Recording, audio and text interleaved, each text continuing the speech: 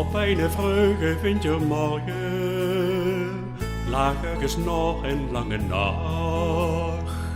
Daar in dat kribje zonder zorgen, een kind het was al lang verwacht. Intens verzonken in gedachten, de hen doet bij je gevouwd. Fluisterend als hij al het zachte, werd het schepsel door aanschouwd. Het is nog nooit zo helder geweest als in die donkere kerstnacht. Maria zat toch stil te kijken, zien om het kindje op de schoot.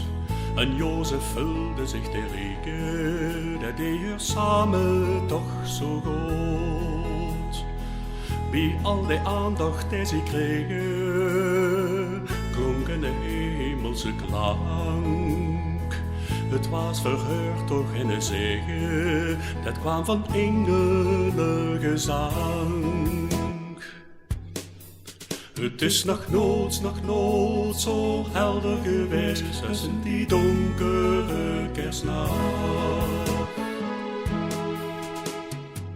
Stilaan was Jozef aan het bijen, leed zijn gedachten alweer gaan. Het Christuskindje was aan het kraaien, maar hij bleef trouw aan het kribje staan. Hij won je allemaal het sneu, al werd het kind nog niks zo gern. Om zo te liggen in het streu, ja heel erg meuig, nederig bern. Het is nog nooit zo helder geweest als in die donkere kerstnacht.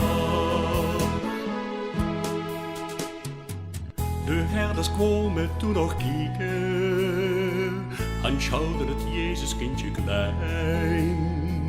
Ze lieten haar plietje blikken, al aan Maria, vroom en rein. Haar beponjering was groot, voor Jozef en de heilige maagd. En ze vertrochte heel devoot, want alles had haar zo behaag. Het is nog nooit zo helder geweest als in die donkere kerstnacht. Het is nog nooit zo helder geweest als in die donkere kerstnacht. Nu is alleen nog de herinnering, wat ieder jaar vanzelf terugkomt. En komen mensen tot bezinning, vieren wat kerstmis werd genoemd. Het is nog nooit zo helder geweest als in die donkere kerstnacht. Het is nog nooit zo helder geweest als in die donkere kerstnacht.